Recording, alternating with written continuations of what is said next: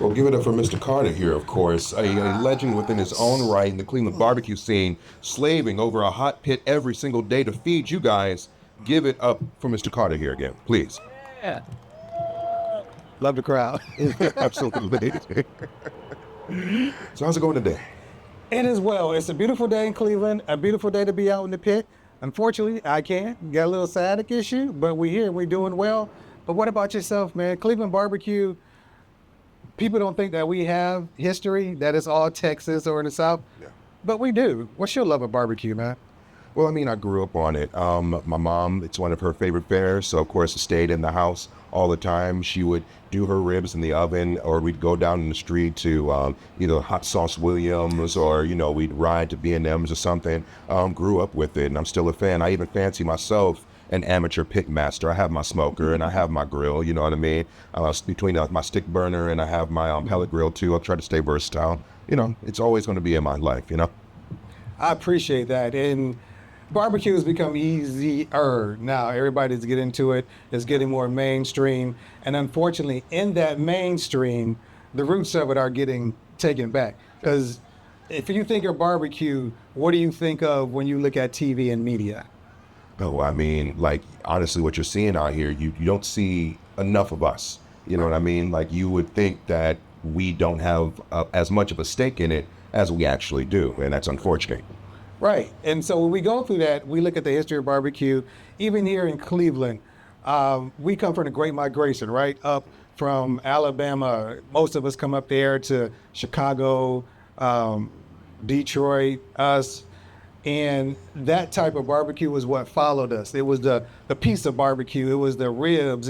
So their plates are just like ours now. Yeah. Either pulled pork, with a sandwich, or some ribs, and then some soulful sides. Sure. And that kind of grew in our area. Hot Sauce Williams, one of the first here to come to open up, and Kim's as well, with the wings. One of the two foundation people here in Cleveland to make it move. But then we got our specialties. Polish boy and rib tips. Yes, sir. Now, I would like to say rib tips was ours, but Chicago kind of got a little... Chicago take, and actually, funny enough, I just came from Kansas City about a month ago. Mm-hmm. They're claiming rib tips. I went to so many spots, and they said, rib tips started here. And I was like, I beg to differ. Yes. You know what I mean? And then I find myself in little lighthearted battles with restaurant owners. Right. I had to kind of puff my chest out for Cleveland a bit, But it gets kind of misconstrued as you go to different parts of the country. Right, as everything does. But the one thing about Kansas City is I'm glad now that they are recognizing Henry Perry, who was a black man, as the grandfather of Kansas City barbecue. Just like Prince's Hot Chicken is the grandfather of hot chicken, not the others that we see today. Oh, that I didn't know. Yes, Prince, he did that. His wife made it a concoction because he kept coming in late, and he liked it. He's very cool. So they started to continue to sell it. Yeah. So there's a lot of hidden jewels there. But yeah, the rib tip has gone. I remember I had mine at Webb's. I don't know if you remember. If you're old enough. No, I don't think. Webb's on 93rd off of Union. I don't think I'm here. They're like Webb's is just like what am I thinking of St. Clair? Now I can't think of the name of the spot now, but that's where I got my first rib tips, and I found out about those. But the Polish boy, I think the Polish boy even goes somewhat back. We're so eclectic here in Cleveland and have so many different type of nationalities and foods. It's a wonder that somebody went back in their kitchen, threw a link sausage, got some coleslaw, maybe it was the end of the night, and some fries, and here you go. And that's become a staple. I mean, when you think of Cleveland, black Cleveland, Polish boy, rib tips. Absolutely. And then it's just been a growing sensation out here. And I wish it would get more publicity, but I think you've helped with that in some of your videos. Yeah, and I try to talk about it because the Polish boy, as remedial as it may sound, I kind of champion that as being a part of just black ingenuity, black creativity, because a lot of our cuisine came from making something out of nothing. You know what I mean? We think about the scraps we were given after we spent our day out in the fields and things like that. And a lot of them have become delicacies now. People travel all over the world to get what used to be our scraps. And I think the Polish boy had to be like an idea that just came from making something out of nothing. As well with tips. People used to throw those away. Yeah. Literally, John, I can't think of his last name, would go in the trash rinse them out, Yep. smoke them, because the butchers would throw them away as another piece. Yep. Just like oxtails, which cost like an arm and a leg. Exactly. The scraps again. Now you're paying like $30 a pound for some tailbones. It's crazy. So yeah, now when you think of what our history has been, we've grown. So we've had hot sauce, we've had Kim's, like you said, B&M's, Mount Pleasant's, we had Dawson's. I don't know if you know about I'll Dawson's. get to Dawson's. Yeah, Dawson's. But from there, we have grown, and now, if you think of Cleveland barbecue, it was the barrel grill, hot and fast. Now that you had ribs, pulled pork, and then chicken, Yeah. fried chicken. Yeah. But now it has evolved to more craft. Yeah. So when you get to different places, now you have the brisket. Now you have the low and slow. Now you have the other things. So as the new generation has come up, what would be your favorite, of course, me excluded, right? What would be your favorite place in this new craft area of barbecue, which Cleveland has tons of great barbecue pit masters here? Yeah, sure. I mean, I'm a big fan of, again, it's such a soft, like hard topic for me because I was such a big fan of Hot Sauce Williams. I was such a big fan. And honestly, I still got to make my way out to try some of like the new or whatnot, because I'm still sticking with the B&Ms. I'm still sticking with, the ones I knew, the Kims, what I mean? And I tend to go back and show them off more than anything, at least the ones, of course, that are still around. Right. I could stand to get out and experience a few of the new barbecue chefs out here, honestly. It's quite a bit, and a lot of them, like myself, are mobile. We got Otasis C. We have I can't even think of his name now. Look, I'm going crazy. Landon C. We got them. We got Ruth Ann's. Myself. There are so many. Oh, we have Sweet Pork Wilson. Sweet Fork Wills. There are so many of those who are still holding fast. Yeah. You can still get your wings, your fried wings, and your pulled pork with sauce on top of the bread. That's the only way I can eat it. And then, your ribs, but now you also have another part of the collection. You're getting the turkey. You're getting, the brisket, which is not a regional thing here, but it's becoming more popular in this area and so many others. What's your favorite regional? If you say, what's your regional, what's that favorite? Tomato, vinegar, dry? Yeah, I'm a big fan of like dry rub because honestly, I feel like a well-seasoned piece of barbecue doesn't need sauce. Sauce is just an accompaniment, an extra. You know what I mean? So a good dry rub or just a well-seasoned piece of brisket, chicken, pork, even shoulder. You know what I mean? Right. You shouldn't need sauce. Any barbecue doesn't need sauce if it's done well. Wait. Can you hold it? Can you real close? Say that one more time. One more time for the people Folks in the back, if you're having good barbecue, really good barbecue, you do not need sauce. If your barbecue needs sauce, then your barbecue needs help, in my opinion. I ain't saying now he did, but here's the thing: we're talking about Cleveland history of barbecue. We are a sauce city. I could never go anywhere. Whitmore's, Kim's, Open Pit, which is the one I was thinking about earlier. I love their wings. But anyway, you would always, you had to not ask for sauce. And Drenched it.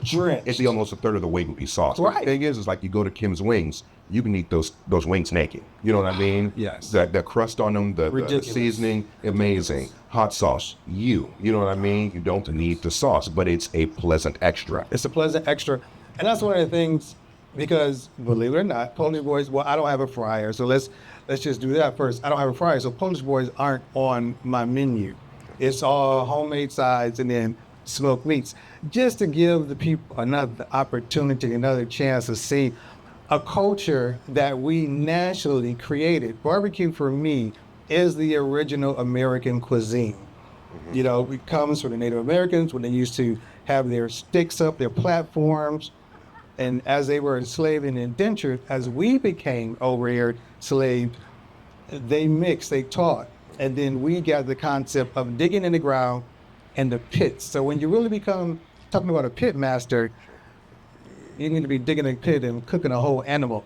Absolutely. That was what was considered barbecue. When you thought of barbecue, it was a pit, it was a whole hog, a whole cow, a lamb, and the barbecue. And it was so not easy to do, but it was so easy to have parties with that because it's so expandable. Yeah, so much. It was so expandable, and having free labor to do so. Sure. And you can have those things. So out of that, here we are. But it was cultivated by our ancestors, just like Africans, and what we consider barbecue today came from that. Now you have such a expansive knowledge of just barbecue history, locally and it seems almost internationally. What would you say is your earliest barbecue memory? My dad, Yeah. look, everybody wanted to be the man at the grill. Sure. Because we always had to wait on him. Everything else was done. He was out there sweating. Yeah, I keep my towel with me all the time. He was out there sweating, and it was the results. The people, hey, Cardi, that was good. Ooh, Cardi, those ribs are such and such. I wanted that. I wanted to get married, eventually have some kids, 2.5 picket fence, and a dog. Yeah. And a smoker, a grill, the barrel grill. Yeah. So that there, just the community of it. The people coming around, we knew it was a holiday, we knew it was a celebration. So that there was the earliest seeing how that captivated the whole cookout. Got you. And refresh me, are you born and raised in Cleveland? 216 all my life. All day. All my life. So what would you say makes Cleveland barbecue different from barbecue you're going to find anywhere else in the country? Yeah. One of the things that makes us different is, here again, we have so many nationalities and so many flavors here. So people have taken that into their seasonings. Here we have a sweeter base in our sauces. There's still more tomato base. Yeah. But you have so many different aspects that put into it from the different nationalities. And our region here reflects that. Just like if you went to, Chicago, it's almost of the same thing. It should be a different type of flavor. But nowadays, people are putting everything with, they're putting Asian fusion to it, Jamaican fusion to it, however it is. But the basics of it here is a great, is sweet, a little peppery, tomatoey, but still good to go. I dig. Still good to go. I dig it. Now, what would you say as far as anyone who wants to get into barbecue, entry-level barbecuists, if that's a word, let's make up a word here. Entry-level barbecuists, where do they start? Entry level, the best thing, and they haven't paid me for this, but the best one you would want to get if you want to do live fire is a Weber kettle. Sure. Weber kettle to 22-inch. It's the most versatile. You can grill and you can smoke, you can bake or whatever. You can do long cooks, short cooks, hot and fast. So it's something to get you curated with how to manage your fire. That or Smoky Weber or something like that is very good. From there, or if you don't want that but want the smoky flavor and you just kind of want the ease of an oven outside, that's when we go into either the gravity fizz or the pellet smokers. Very cool, because online I will go over my barbecue adventures, and there's a lot of people who get on me about my Traeger, the pellet smoker. I wasn't going to do it today. Well, I got both. I got my stick burner, I got my char griller with my stick burner, but then sometimes you just want the easy, you know what I mean? So, but what do you think the controversy is between the pellet grills? Because I get so much flack. People call me every name in the book for even touching that bird seed that you put in there. People use that. People say that. You know what I mean? It's so volatile. Where do you think that comes from? Well, it comes from not necessarily the machine in itself. For me, it's like a BMW. You give me one, I'll drive it, but I ain't gonna buy one. You know what I'm saying? But it's almost like how Beyonce has her Hive. Traeger has a huge following, and they're sickening. And a lot of them believe that they can do what others do with that. Sure, you can cook. We were at a pop-up somewhere, and dude was like, oh, that's a great smoker. I do just like you do, man. I just smoked a 20-pound brisket. I was like, oh, cool. How long did you stay up? It's like, no, man, I put it in the Traeger. I said, oh, so you went to sleep? He was like, yeah. I just walked away. We are not the same. So that's the thing about it. It's a great thing. Again, everybody doesn't have the time. Nobody has a passion like me all the time who wants to be up all night, stroking the fire and everything. But it's like they say they can do. That's the thing about people with pellets. They say they can do the same thing as a stick burner person can, but they don't do it.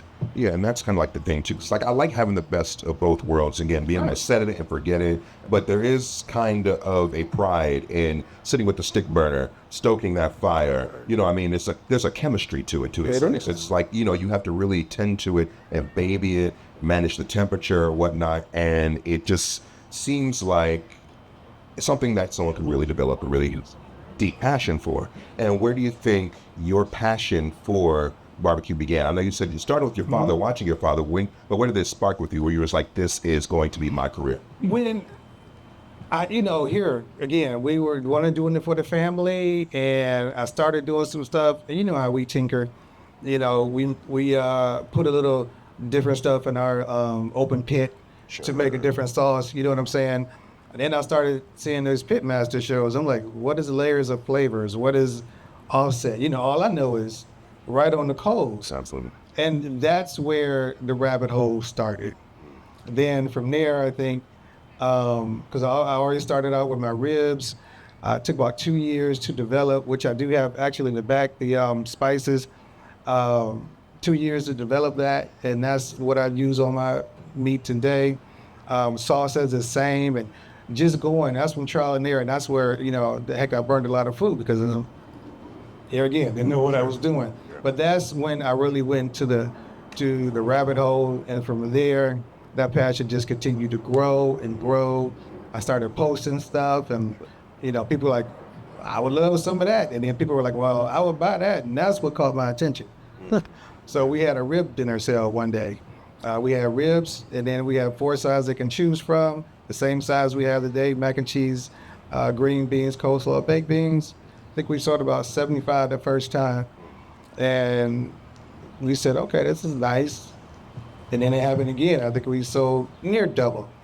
And from there, it was over. Wow. It was over. Now, because I love, here again, like from my father, seeing people love what I do, putting the time and the effort, and they love what I do. Everybody does it. We all know we can't please everybody. Absolutely. But for the majority to see that, then that was hook, line, and sinker. Hook, line, and sinker. Very cool. Very cool. Now, I think I don't know if we're ready or not, but I do have, I see he has a bit. All right. Some Polish boys. Got a Polish boy for you. We got a rib tip for you. I ain't gonna let you come here and not let you eat. You know me well. You know what I need to function. You know what I need to function well. Right. And it's coming up front. There we go. So where do you see, as he comes, where do you see barbecue in Cleveland going? With all that you've been around? Yeah, well, Cleveland is just on the rise in every industry. Every single facet of the city is like just on the up, and I just see barbecue just flourishing as much as the city does. There's going to be, appreciate you, thank you. There's going to be so many new cooks that, this generation, including you, are going to inspire. Someone here is going to taste your food and go back home and think, you know what, I want to put my hand in the game, as far as the smoke box goes, so there's going to be inspiration all through the city as guys like you pioneer the way, and I think we're going to see more and more creation and creativity come through the city. Amen to that. Let's hope our meat prices don't steal. Now look, y'all, barbecue is a luxury.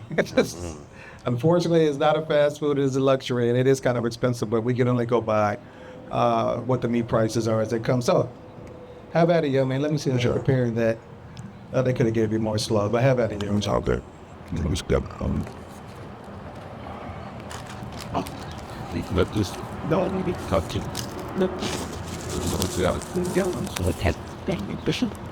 It's 5 on you.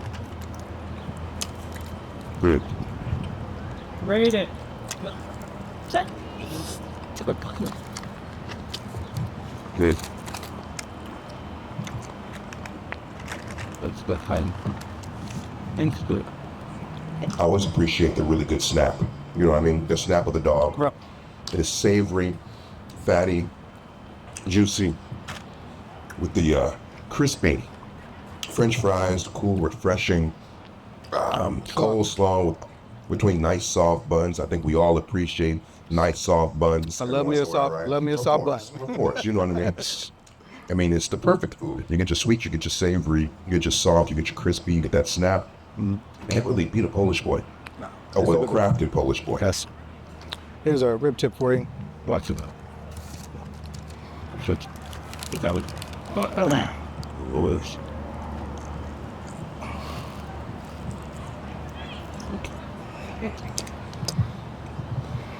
and My son, put a little bit more coleslaw. Just a little bit more coleslaw. Thank you. I thought it was like you got coleslaw. Yeah, you gotta put the coleslaw in there. Ribs and rib tips are like a passion of mine. I love like competition style ribs. The ribs that are like, you know, they don't necessarily fall apart, but they're still tender enough to get your like, you know, your jaw around them, right?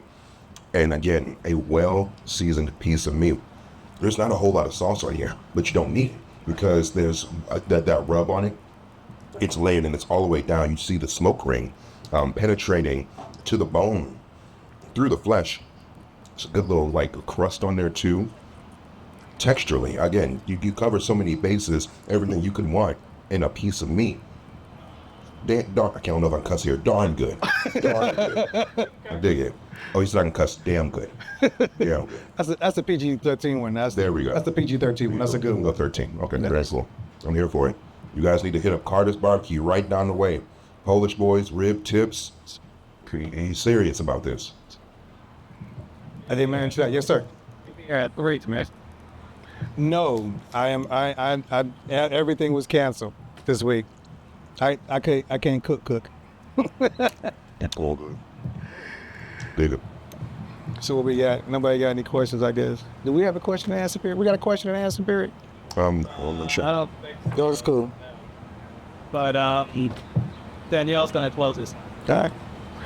Well, sir, it was my honor. Honestly, I was looking forward to this all week. I appreciate the time that you took to take from them, the time to talk to me. I won't keep this video forever. I'm just letting you know. Well, then the pleasure's all mine, honestly. Again, me playing this food game around the city, actually learning it as I go, to sit up here and actually talk to someone who's actually out here doing it, a master at his craft. The honor's all mine, sir. I appreciate you. Thank you.